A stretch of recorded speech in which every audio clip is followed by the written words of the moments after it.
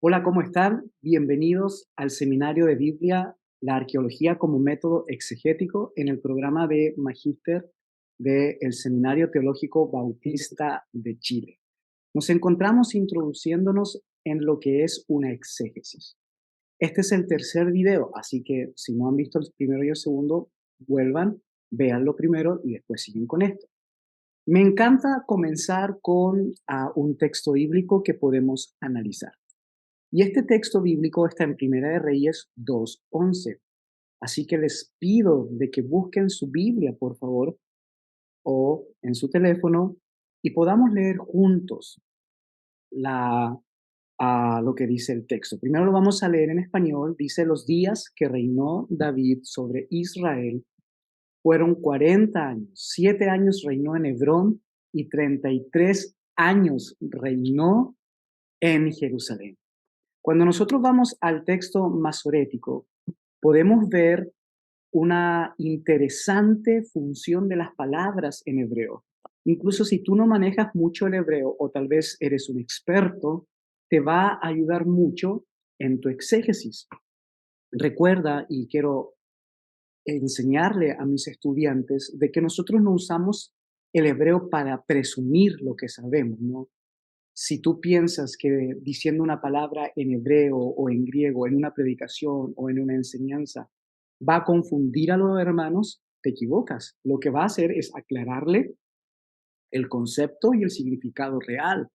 Si lo usamos con la motivación incorrecta de que la gente vea cuánto sabemos, Dios conoce nuestro corazón. Pero si lo usamos como recurso utilitario, como recurso funcional para mejorar nuestra exégesis, se necesita, por supuesto que es válido. Más cuando la palabra en el original cambia muchas veces todo el sentido de la interpretación bíblica. Ahora bien, no es que en una enseñanza vamos a estar hablando de palabras en hebreo, tal vez una o dos veces está bien, pero tú, como exégeta, como biblista, usted es necesario que pueda ir a los originales y pueda buscar el verdadero significado. Para nosotros debemos, cierto, hacerlo difícil, pero para los hermanos, para la gente, debemos hacerlo sencillo. No obstante, sí se necesita para nosotros, entre comillas, los especialistas, los máster, los maestros de la Biblia, pero también la gente lo necesita muchas veces como recurso de validez de conocimiento, especialmente cuando hay algo muy importante que les va a cambiar su teología, su forma de ver a Dios y su etos, su modo de ser en la iglesia y en el mundo. Entonces, entendiendo esto, me gusta comenzar con una porción bíblica en hebreo. Y aquí tenemos, cierto, lo primero que es Be-Ha-Yamim. Recuerden los que saben un poco hebreo de que aquí la Vav con la Sheva tiene, cierto, una función de conjunción. Va a ser I. Ha es, ha es cierto, es el artículo y sabemos que está en plural porque tenemos, cierto, la finalización o el sufijo mim. Entonces es muy importante porque ese es el sufijo o la terminación del masculino plural. Entonces los días. Aquí es cierto a ayer, ayer, y este texto es muy importante porque ayer tiene que ver con una pregunta, con cuál, dónde, cuándo. Entonces, los días, ¿cuándo? ¿Cuándo? ¿Cuándo qué? Vamos a ver, ¿cierto? Dice aquí Malach, Malach. Y Malach significa reinó. Los días cuando reinó, Malach entonces viene, ¿cierto? Del reino, del verbo en pasado, Malach, reinó. Y aquí tenemos David, los días cuando David reinó, reinó. Entonces aquí sería al, que significa sobre, y tenemos aquí Israel. Y esto debemos nosotros como teólogos definir, si es un Israel que ya está hablándose geográficamente hablando o es un Israel teológico. Bueno, si nuestra postura es que es cierto, este escrito es del profeta Jeremías en el siglo séptimo antes de Cristo, según la tradición rabínica, Jeremías escribió Reyes. Recuerden que no estaba dividido, sino que era un solo libro. Y em, Jeremías lo que intenta era, cierto, hablar sobre un Israel simbólico, porque Israel ya había, había caído, ¿no? El reino del norte había caído, Samaria había caído en el 722 en las manos del imperio asirio. Entonces ahora quedaba solamente Judá. Mi pregunta es por qué un escritor judío usa el concepto de Israel. Entonces, tú te das cuenta de que ya teológicamente hablando, el concepto de Israel tenía que ver con un asunto más simbólico que territorial. Israel ya no existía. Incluso cuando tú me puedes decir, sí, pero que se hace referencia al Reino Unido.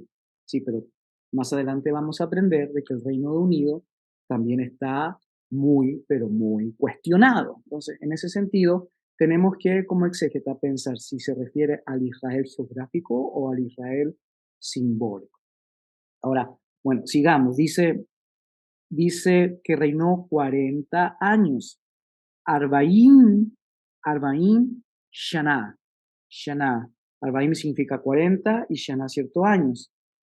En Hebrón. Hebrón. En Hebrón. Y reinó de nuevo aquí Malach, y reinó, ¿cierto? 33 años, donde en Jerusalén, aquí está, ¿dónde está Jerusalén? Aquí está Jerusalén, reinó 33 años en Jerusalén. Ubirú, Ubirú Shalim, Ubirú Shalim, ¿ok? Aquí es es porque está con la preposición, ¿ok? En Israel. Entonces, en Jerusalén 33 años. Entonces es muy importante porque pareciera ser que aquí, que Jeremías, o si usted piensa que esto fue compuesto después del cuarto siglo, después de Esdras, y recuerden que los Ketubín fueron canonizados según la tradición en el siglo segundo, por lo tanto, este escrito pudo haber tenido su edición final en tiempo de la Revolución Macabea por los Hasidim, ¿no? Los que conocen de historia saben de lo que estoy hablando y no puedo enfrascarme en eso. Y si no sabe lo que son los Hasidim, anótelo. Si no sabe lo que son la revolución macabea, anótelo. Y se supone que ahí ellos estaban replanteando su identidad, ¿no? La crisis histórica de las cuales vamos a hablar más adelante era que estaban replanteando su identidad después de haberse revolucionado contra el reino de los Seleucidas, con Antíoco Epífanes IV. Entonces, es necesario que pensemos que si es así, Jeremías está documentando algo histórico o los Hasidim están documentando algo histórico. Y se lo digo porque es necesario que hoy día nos planteemos de cara en cuanto a la historia, ¿no? La historia necesitamos nosotros saber entenderla en la exégesis bíblica. Em, cuando nosotros nos planteamos, aquí se los traía, ¿cierto? Esto es de la app del Logos para que la utilicen, incluso les dice, ¿cierto? Em, la traducción y les dice la, mm, el valor de lo que es la palabra, si es un sustantivo, si es una preposición, le hace, ¿cierto? La, des- la desmenuza, así que es muy importante que ustedes lo manejen. Aquí se los traigo. Es la aplicación Logs. ¿Ok? Pero si se dan cuenta, es necesario que nosotros sepamos abordar la historia en nuestra exégesis. Y también por lo mismo quiero presentarles la inscripción de Tendán. Y la inscripción de Tendán hace algo que el mismo Jeremías o los Hasidim hicieron aquí, ¿no? Que hablaron sobre un David histórico, dice, los días que reinó David sobre Israel fueron 40 años. Y la inscripción de Tel Dan es muy importante en el mundo académico porque desde la revolución del siglo 18 y 19 del estudio acerca de la Biblia y cómo la crítica bíblica puso en cuestión la historicidad de la Biblia, siempre se pensó en un grupo de estudiosos, siempre se pensó que la Biblia no contenía mucha historia. A este grupo de estudiosos se le conoció teológica y arqueológicamente hablando como los minimalistas, porque le dan un valor mínimo histórico a la Biblia. Entonces, y en consecuencia se pensó que muchas cosas realmente no pasaron y entre una de ellas que el rey David nunca existió, que fue una leyenda como lo fue el rey Arturo para los ingleses.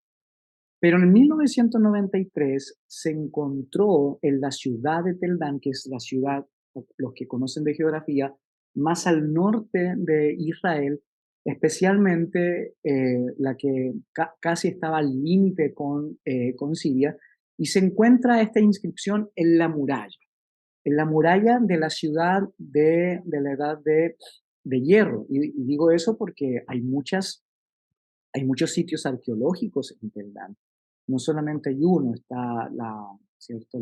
La Tel Dan de bronce, la Tel Dan de hierro y así hay otros asentamientos muy importantes. Bueno, se encontró en 1993 por un equipo, ¿cierto? Dirigido por un gran arqueólogo Abraham Iran y se utilizó para poder replantearse la historicidad, no solamente de David, sino la historicidad de la Biblia. Aquí yo tengo una foto con ella.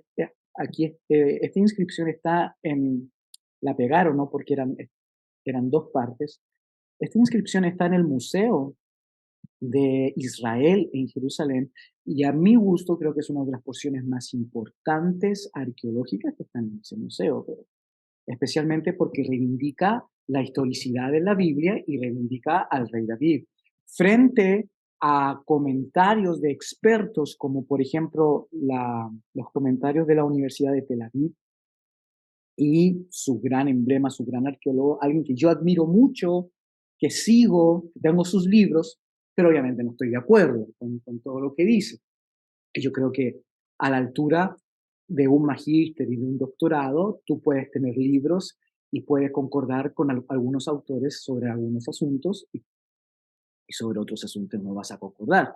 Este autor es Israel Finkelstein, del cual ya voy a hablar un poquito más adelante en los siguientes videos, y él dice de que realmente el rey David no existió, que el Israel, que la monarquía unida no existió y que fue una invención creada e idealizada por el rey Josías por su revolución deuteronomística en la década de los 20 del siglo 7 antes de Cristo, por ahí por el 620, 625, y que fue una revolución de Josías y que fue una invención y una construcción teológica de hablar del Reino Unido. Ya les voy a decir algún día por qué Israel Finkelstein piensa así y cuáles son sus argumentos, porque para que tú puedas determinar una hipótesis tan revolucionaria, tan crítica, o sea, el Reino Unido no existió, el rey David no existió, Salomón no existió, Saúl no existió, wow, es tremendo, ¿no? Pero él tiene muy buenos argumentos. Aquí en su libro La Biblia desenterrada, que es un clásico de la arqueología moderna, creo que es muy interesante y lo puse en el programa, así que van a poder leerlo o parte de él. Entonces, en ese sentido, esta inscripción desbarata esta postura y trae colación de que sí existió una monarquía unida y sí existió el rey David. Esta es la inscripción, y si te das cuenta, ya no está en hebreo, sino que está en un arameo arcaico, pareciera ser como un estilo de fenicio, y te lo voy a desmenuzar.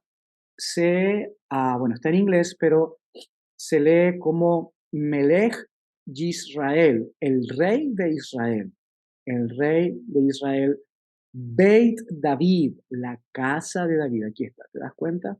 Entonces, y esto es muy importante porque esta inscripción no la hicieron los israelitas, sino que se supone que la hicieron en el siglo a finales del siglo octavo, tal vez a principios del siglo, a finales del siglo noveno, tal vez a principios del siglo octavo, algunos lo datan como el 840, 830, 820, 795 antes de Cristo, dependiendo de la cerámica, dependiendo de los materiales orgánicos que se encuentran alrededor.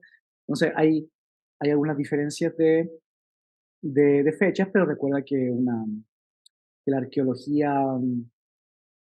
seria no te da certezas, sino que te da aproximaciones. Entonces, trabajar con un margen de 50 años, arqueológicamente hablando, es muy prudente y creo que es muy serio, es muy serio. Creo que no estamos nunca a la altura de trabajar con exactitudes porque falta el respeto a trabajos de personas muy serias. Entonces, en ese sentido, 50 años está bien. Entonces, dice de que sí existió el rey David, dice que sí existió, por lo tanto, de la casa de David, de que sí existió una monarquía unida. Entonces, en este sentido, la historia, especialmente en la Biblia hebrea o en el Primer Testamento o en la tradición veterotestamentaria o en el Antiguo Testamento, como quieras llamarlo, sí existió, sí es algo serio.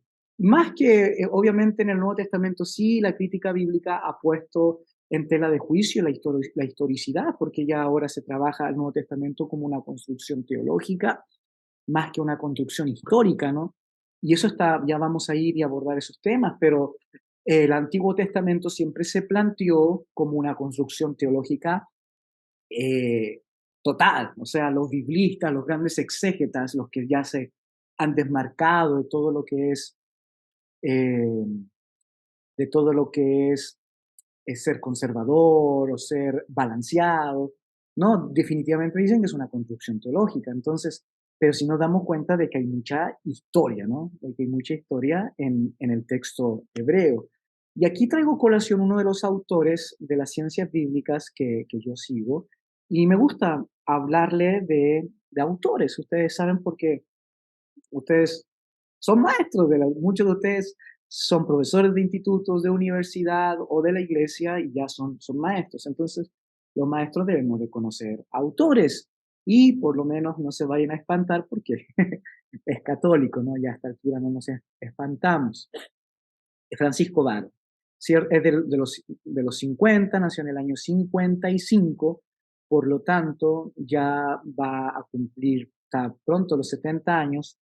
Como les digo, los grandes biblistas ya están envejeciendo y en uno de los libros más importantes que él tiene, ahí les dejo un poco parte de su bibliografía, si la quieren leer, en uno de sus libros que él tiene, que es un libro tremendo, que es un libro que yo recomiendo. No lo puse en la bibliografía porque no quiero redundar, ¿no? Si ya la bibliografía está bien, pero no quiero redundar, que es el libro, ¿cierto? La Biblia en su entorno. Aquí lo tengo. Este libro me lo como, para mí es una bendición y es de una colección de Verbo Divino muy importante que se llama Introducción al Estudio de la Biblia. Creo que esta colección de Verbo Divino, una colección de contextos de Trota y la colección Ágora, también de Verbo Divino, creo que son las más importantes en el tema de las ciencias bíblicas y se las recomiendo. Pero él dice, la Biblia se ha leído durante muchos siglos como una historia sagrada. Esto es como un relato en el que Dios aparece como protagonista y guía de la historia. Sí, claro, es una historia sagrada, es una Heilgeschichte, es una historia de la salvación, la cual inicia creando todo mediante su palabra, establece unas normas para el funcionamiento de la naturaleza y del hombre, anuncia sus planes de salvación para una humanidad caída desde sus orígenes y conduce con su providencia la realización de sus o de esos designios. Perdón, la errata ahí, en la página 157. Entonces, nos damos cuenta de que el Antiguo Testamento o la Biblia, Antiguo o Nuevo Testamento, es una historia de amor, es una historia es una historia teológica y me parece muy hermoso. Ahora, lo que nosotros tenemos que aprender es cómo interpretamos la verdadera historia. Porque sí, por un lado, hay historia teológica o historia literaria. Si no sabe lo que es historia teológica, escríbalo, historia teológica, historia literaria.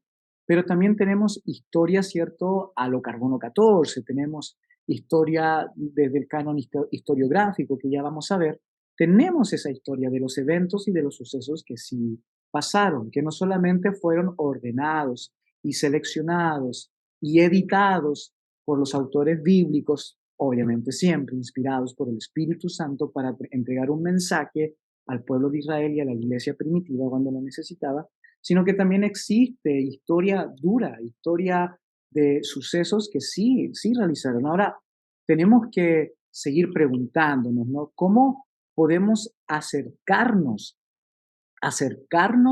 a esta historia y al estudio serio de la Biblia que trabaja con esta historia? Y aquí traigo otro autor, que es un autor tremendo, que es un autor que yo uso cuando enseño Antiguo Testamento y teología bíblica, que es a Bernard Schmidt.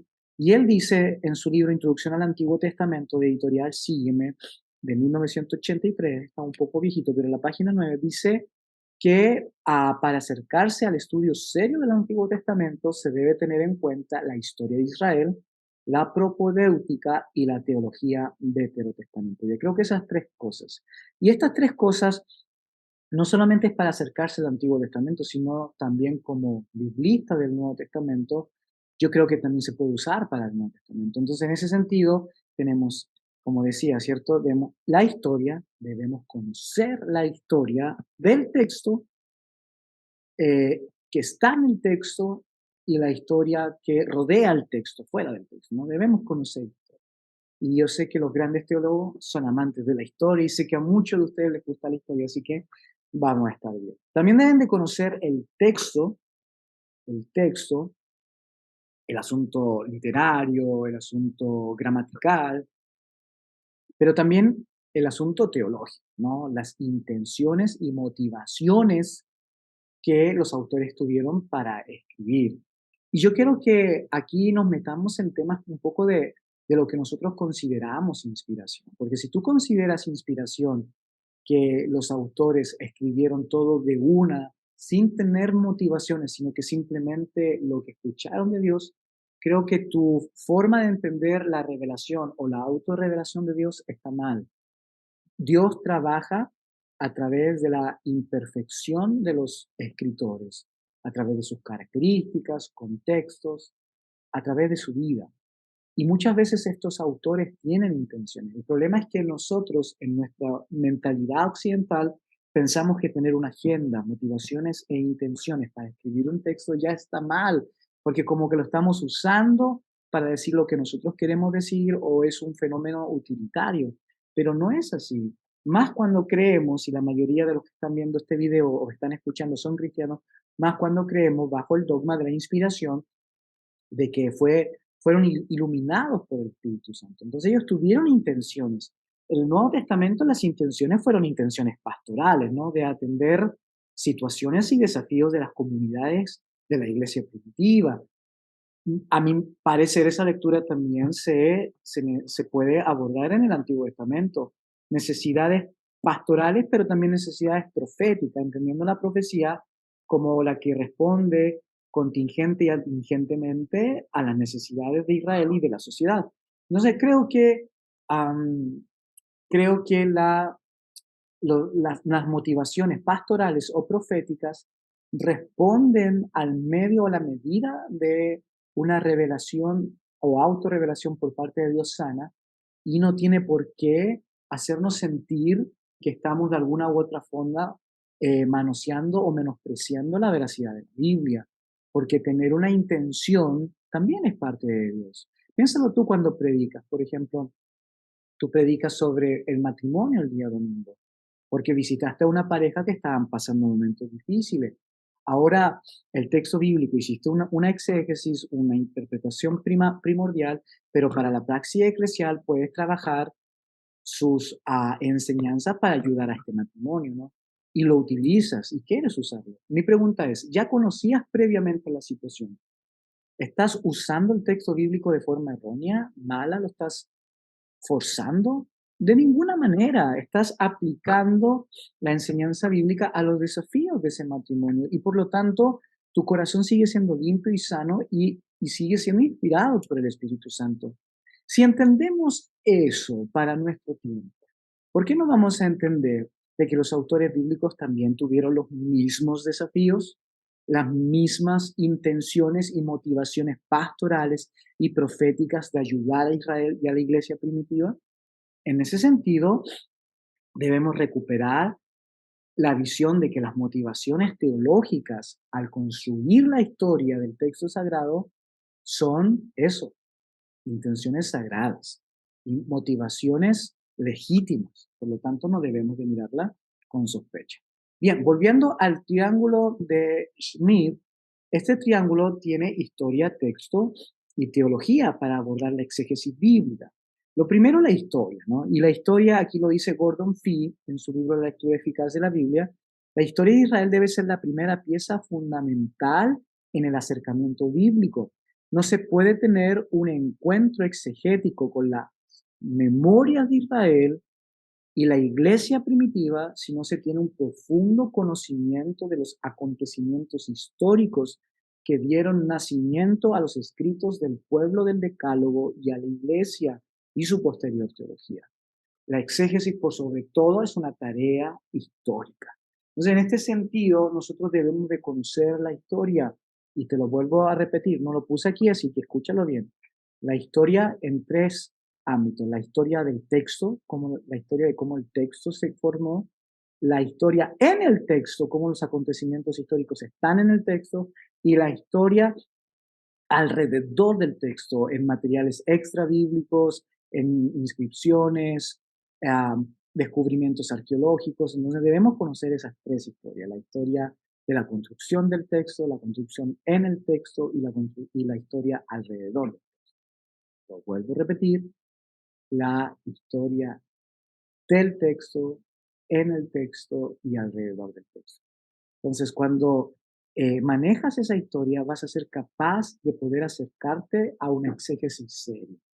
Y aquí, como arqueólogo, me llama mucho la atención de Bow, que es uno de los grandes arqueólogos de la escuela francesa, que habla de que la manifestación de Dios es un hecho histórico. Y si no lo podemos registrar históricamente, entonces no tiene mucho sentido. Bueno, tal vez, ¿cierto? Con Roland de Bow tengo mis discrepancias. Uno de mis profesores de arqueología, el doctor Thomas Davis, lo sigue mucho. Yo tengo mis discrepancias. Yo creo que no necesitamos probar históricamente la Biblia para hablar de fe, pero bueno, De Bow dice de que es necesario. Y tal vez yo pienso de que el suceso histórico comprobable no es necesario para la fe, pero sí pienso, y estoy de acuerdo con él, de que es necesario para la exégesis, porque así nos ayuda a entender lo que el texto dijo en su contexto. Entonces, aquí hablamos de que las memorias de los autores deben mirarse dentro de las memorias de los antiguos pueblos de la media luna fértil y del periodo del segundo templo. O sea, para nosotros necesitamos conocer la historia de Israel, pero también de los pueblos que rodean a Israel: Egipto, Babilonia, los acadios, los asirios, los fenicios, los hititas.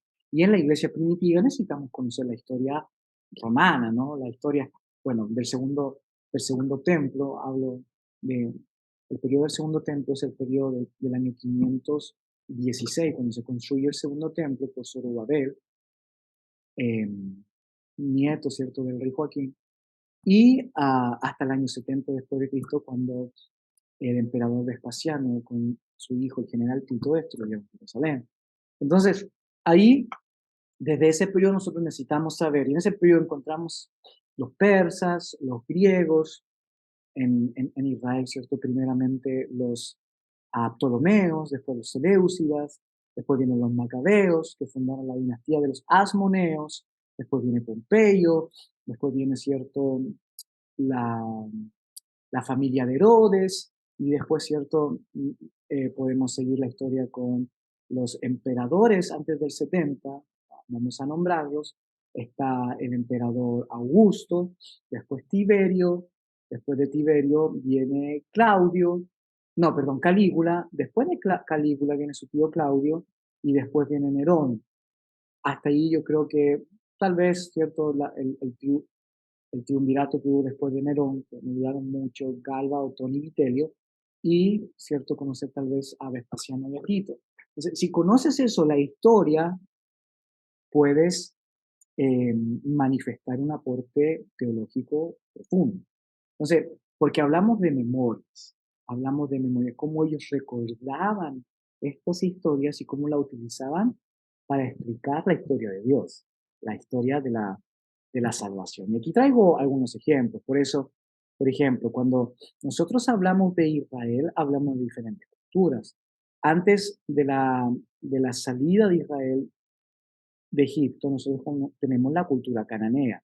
Y en Canaán, quien gobernó fue Egipto. Si tú vas a excavar a Israel y buscas los asentamientos pre-israelitas, eh, todo es cananeo, ¿no? Todo es cananeo. Yo excavo en Tel Burna y este verano me tocó excavar una ciudad más o menos por ahí por el año 1300 antes de Cristo y era totalmente cananea. Pero ahí te das cuenta de quién gobernaba los cananeos, porque los cananeos no tuvieron reyes que unificaron todos los pueblos, porque ellos tenían un sistema sociopolítico de las ciudades-estado, ¿no? Las ciudades-estado. Y las ciudades-estados no tenían una gran unidad.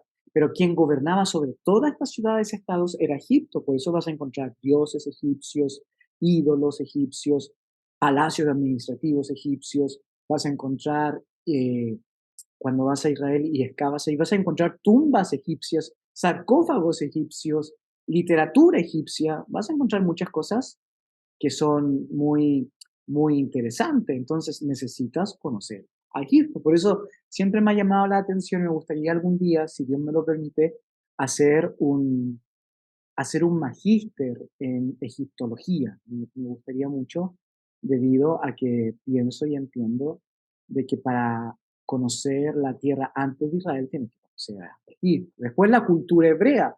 Ya de cultura hebrea podemos hablar, ¿cierto?, de la salida de Egipto. Si tenemos una mirada tal vez arqueológica del Éxodo, eh, está dividida, ¿no? Algunos piensan que el Éxodo nunca existió, otros que sí, pero los que piensan que sí, en su mayoría piensan que fue en el tiempo de Ramsés II, por ahí por el año 1270, 1260 a.C.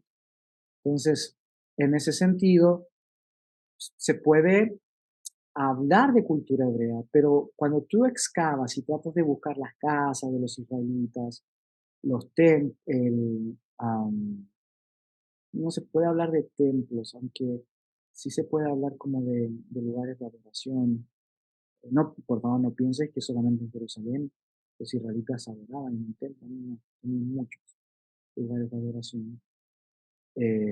Su forma de cosechar, su forma de criar a los animales, todo era cananeo o egipcio. Entonces, creo que los israelitas no crearon una cultura muy determinante, muy fija. Si tú excavas y ves, por ejemplo, la cerámica filistea, dices, esto es filistea. Pero cuando planteas una cerámica cananea e israelita, no hay grandes distinciones. En ese sentido, la cultura hebrea se apropió de la cultura cananea, la cual había absorbido mucho de Egipto, ¿no? Como ya te lo mencioné. Y después se puede hablar de judaísmo.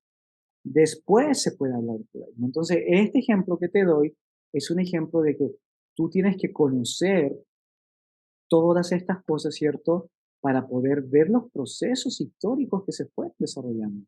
Te hablé de Egipto, después la cultura hebrea. Tienes que conocer de los asirios, tienes que conocer de los filisteos, que fueron los grandes champions de la Edad de Hierro, y debes de conocer, ¿cierto?, acerca de la época del Segundo Templo, como yo te mencioné, todas las cosas que necesitan eh, que conozcan, ¿no? Sobre los persas, los griegos, los asmoneos y los romanos.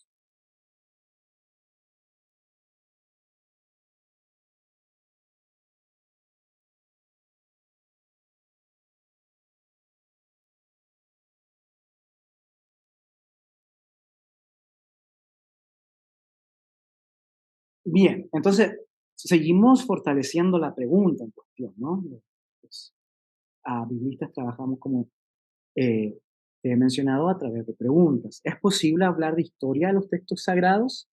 Y seguimos, ¿no?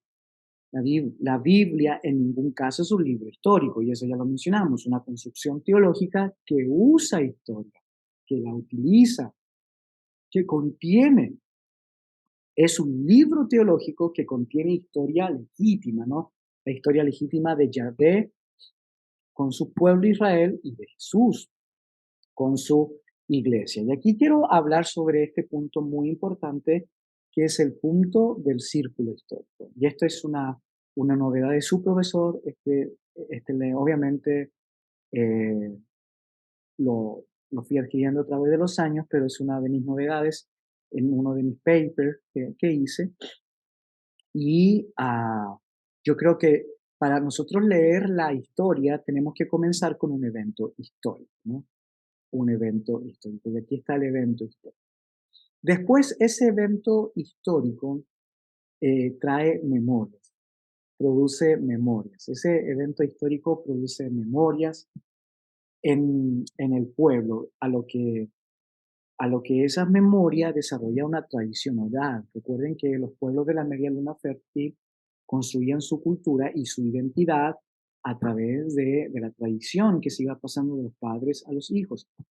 Ahora, nosotros tenemos el evento histórico, tenemos las memorias de cómo se recuerda, y recuerda que las memorias son muy frágiles. Uno no recuerda objetivamente lo que pasó, sino lo que más le marcó, ¿no? Entonces, en ese sentido, creo de que hablar de memorias en el pueblo de Israel es muy terapéutico y sanador para el texto bíblico, porque no está todo mencionado, sino lo que realmente impactó a los autores. Entonces, en ese sentido, nos damos cuenta de que los autores no colocan todo, sino lo que más les llamó la atención y lo que quieren usar en sus motivaciones legítimas, lo vuelvo a repetir, eh, para poder entregar una respuesta profética en los diferentes desafíos que están viviendo, o respuestas pastorales en los diferentes desafíos.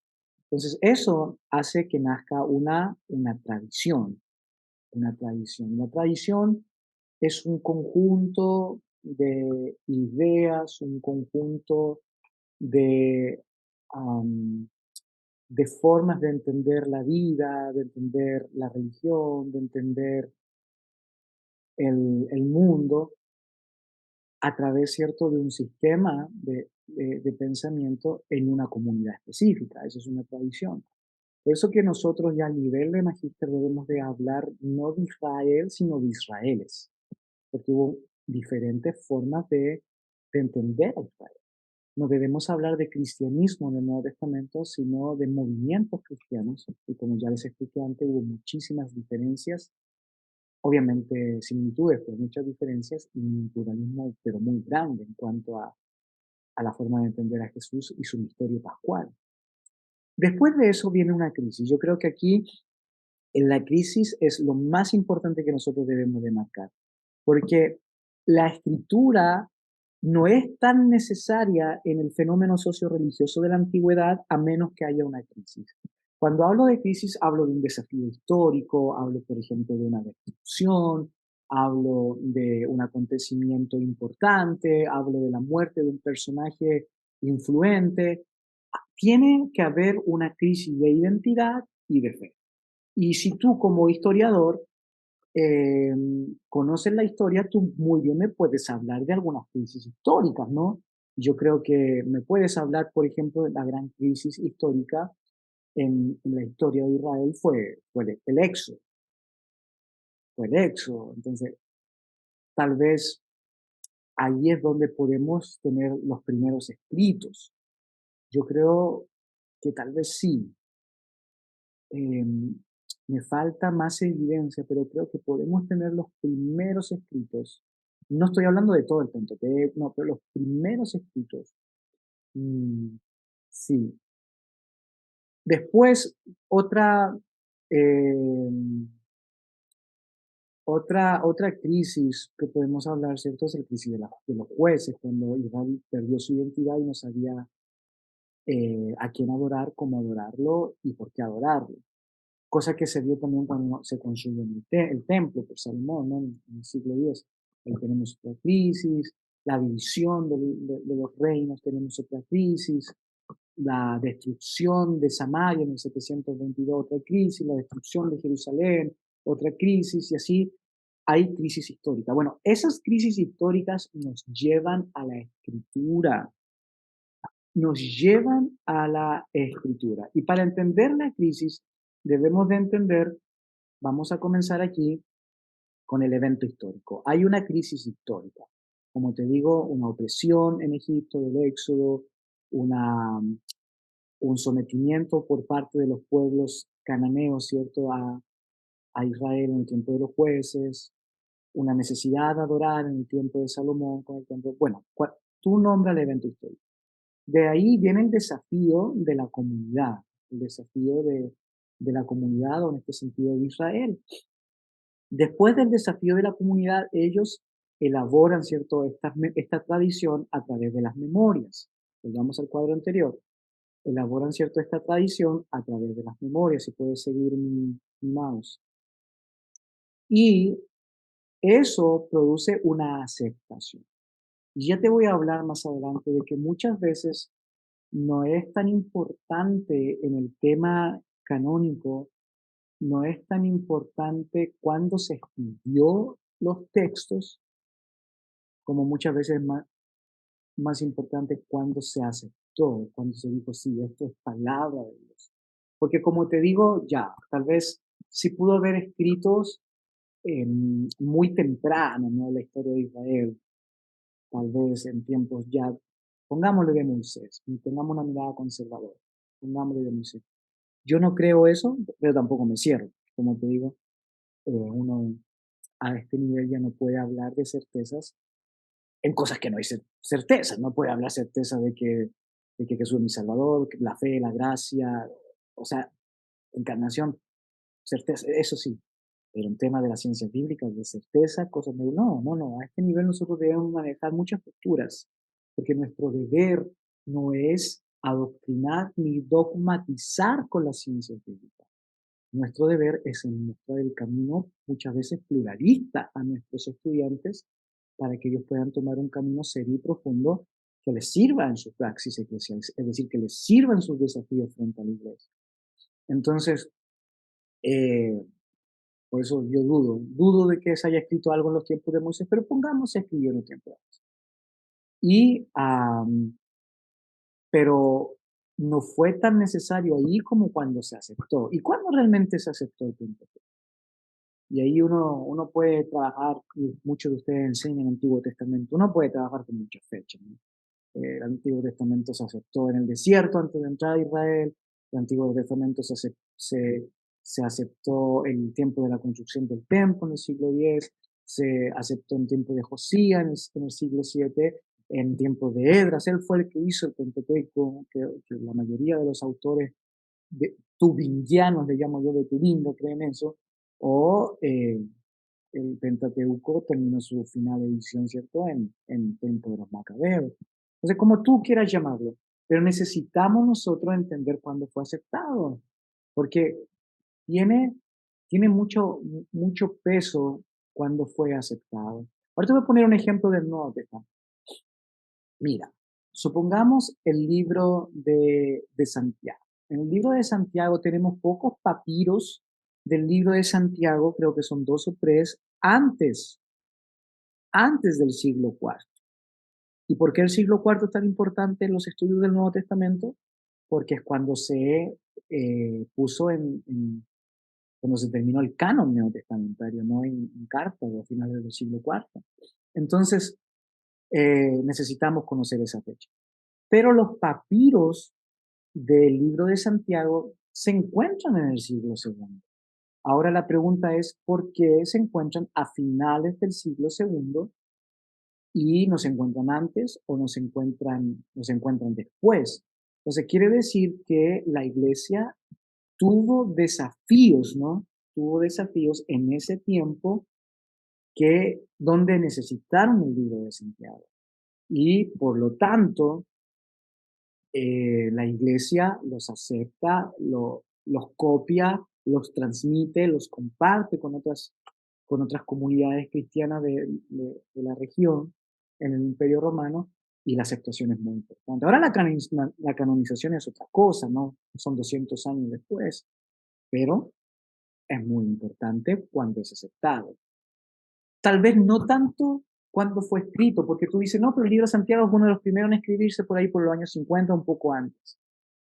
Sí, fue necesario ahí, por supuesto. Pero mira, quiero que pienses eso. Pero fue necesario para una iglesia y una comunidad específica, en este caso la iglesia de Jerusalén. Pero, ¿por qué en el siglo segundo comenzó a copiarse? ¿Por qué? Se necesitó una revisión y una reflexión y un reencuentro con este libro de Santiago en el segundo siglo. Y si conoces la historia del cristianismo en el segundo siglo, vas a entender de el legalismo, donde muchas tradiciones estaban cayendo, ¿no? Y muchas veces la simpleza de mirar, especialmente en los movimientos gnósticos, de que la fe era algo interior, pero no algo exterior, y el libro de Santiago es de que la verdadera religión es tener una acción social, ¿no? Entonces, en ese sentido, creo que es más profético y pastoral en el siglo segundo que realmente cuando fue escrito. Entonces, en ese sentido, tú como biblista debes manejar esto, y sé que es demasiada información, y sé, pero si tú quieres transformarte en un maestro, ponme atención. Si ya quieres solamente ser un estudiante, debes de conocerte. Pero si quieres ser un maestro de la palabra, tienes que saber cuándo el libro se escribió, cuándo fue aceptado, copiado, cuándo la comunidad, ya sea israelita o la comunidad cristiana en el Nuevo Testamento, lo empezó a aceptar. Y después cuando se canonizó. Entonces, ahí es importante, es muy importante entender esto. Entonces, en el Pentateuco, volviendo al tema del Pentateuco, sí se pudo haber escrito en el tiempo de Moisés o en el tiempo de Salomón, o si sigue las cuatro tradiciones del Pentateuco de Belhausen, creo que tengo un slide por ahí para mostrarte, puede decir en diferentes partes, ¿no? Desde la historia de Israel. Pero fue aceptado en el siglo cuarto, en tiempo de Edras. Fue aceptado. Entonces, en el tiempo de Edras, tu noción de la historia en los tiempos de Edras, ahí tú debes tener una mirada importante. ¿Por qué sé el Pentateuco fue tan necesario en el tiempo de Edras? Y yo creo que todos sabemos la necesidad de conocer al Dios de Israel y la identidad de ese Dios, fue necesario de poner escrito todas las tradiciones que se tenían, ¿no? Y obviamente después se canonizó en Jamnia, que algunos se discuten la historicidad de Jamnia, pero todas las veces que yo estuve en Israel y que he conversado con rabinos, a ellos no les queda la menor duda de que Jamnia existió. Entonces, sí se puede hablar de Jamnia, o por lo menos de la tradición rabínica, ¿no? Entonces, y desde ahí, desde esta aceptación nace la canonización, y por supuesto, en la canonización ya podemos leer el texto terminado. Entonces, es muy importante que trabajemos con esto, ¿ok?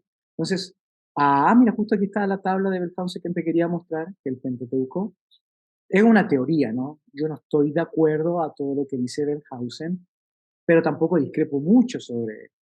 Hice un video sobre Belhausen, si lo quieres te lo puedo compartir, me lo puedes pedir por internet, te lo comparto, y sobre esta tabla explicando cada uno de estos conceptos.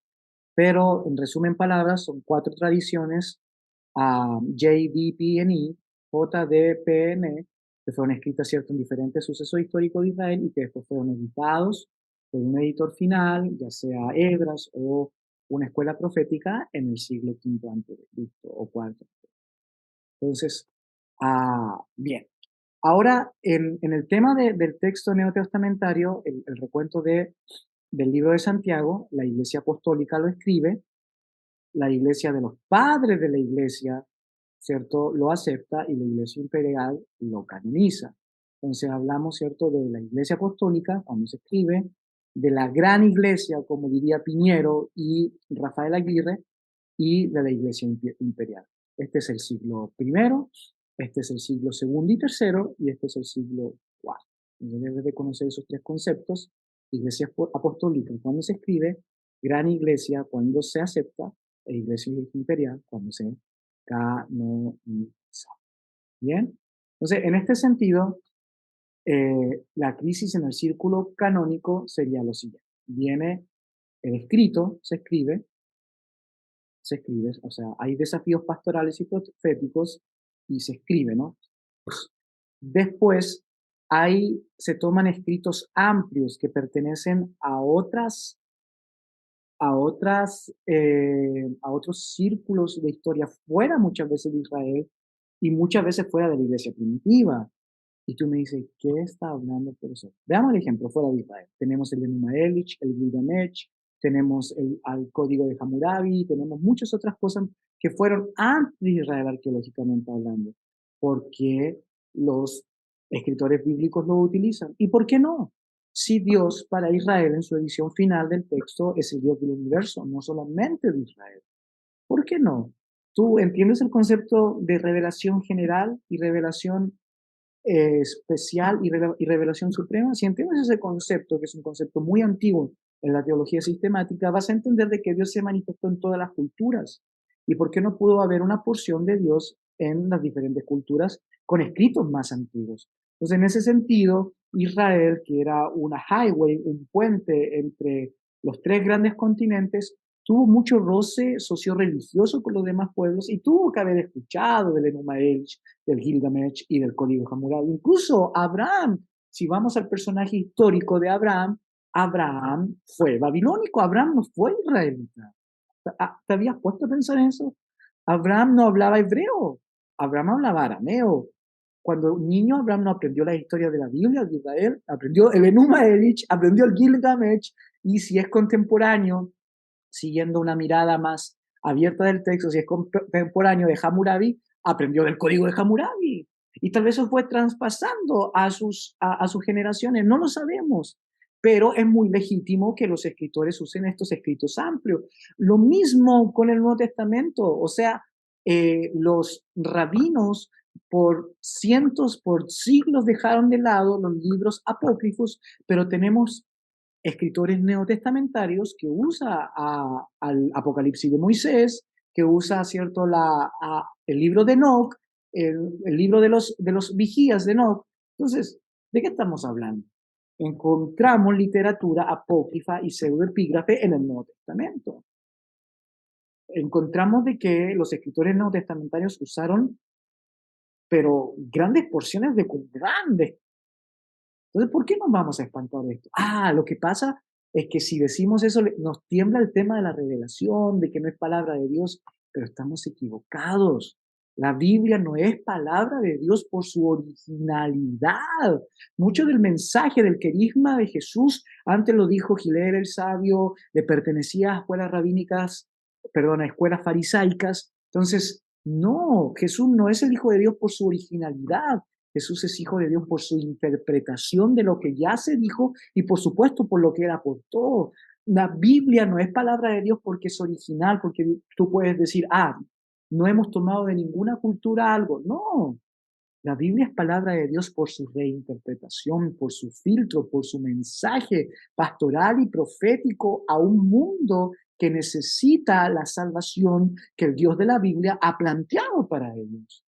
Entonces, no te pierdas, la Biblia no es Biblia por su originalidad. Pareciera ser que es más espiritual de nosotros decir, no, no, no, no.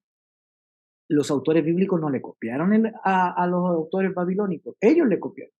Pero ¿cómo decimos semejante tontería si el método arqueológico tan infalible nos dice que estos escritos son muchos muy anteriores a los textos bíblicos? No, ¿te das cuenta? No nos perdamos de vista eso.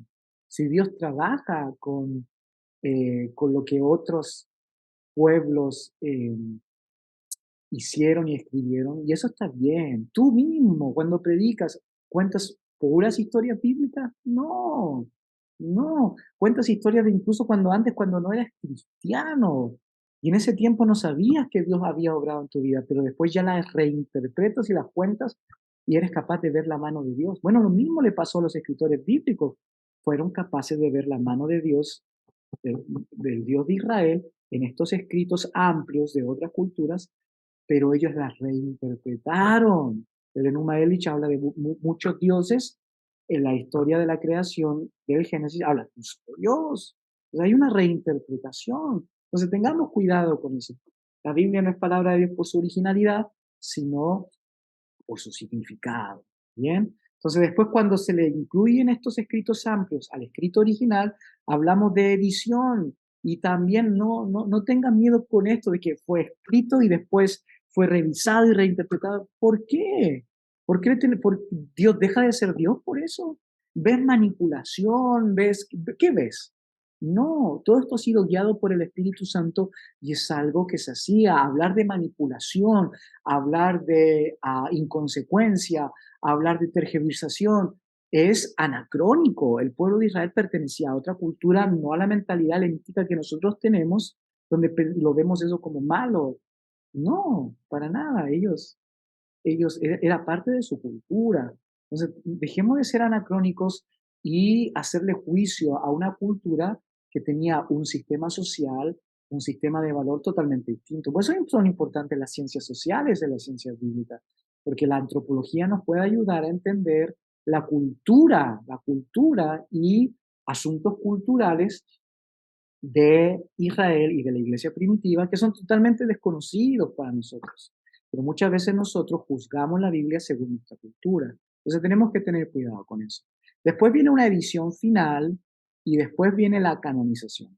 Y como les traje un ejemplo del Pentateuco y de Santiago, lo voy a volver a usar. Bueno, Pentateuco, vamos a decir, fue escrito en tiempo de Moisés.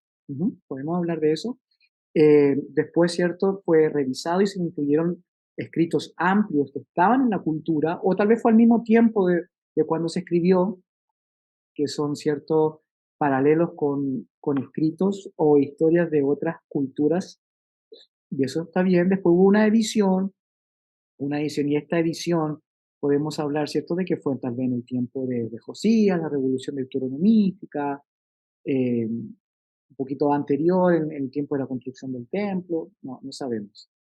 Después viene la edición final, que es cierto, en el siglo quinto o cuarto, tiempo de Edras, o tal vez posterior a Edras, y la canonización, es decir, cuando ya es palabra de Dios para Israel, que es cierto en, en el Código de Jamnia, ya en el siglo segundo ya es palabra de Dios. ¿Cuándo el Antiguo Testamento es palabra de Dios para la iglesia? ¿Han puesto a pensar en eso? ¿Cuándo realmente se canoniza los 66 libros de la Biblia? Se los dejo de tarea, ¿ok? Así que en ese sentido, los escritos amplios, la edición final y la canonización. Bien, vamos a hablar un poquito después del método arqueológico. Me va a faltar un cuarto video y eso lo vamos a ver posteriormente. Muchas gracias por estar el día de hoy. Que el Señor les bendiga.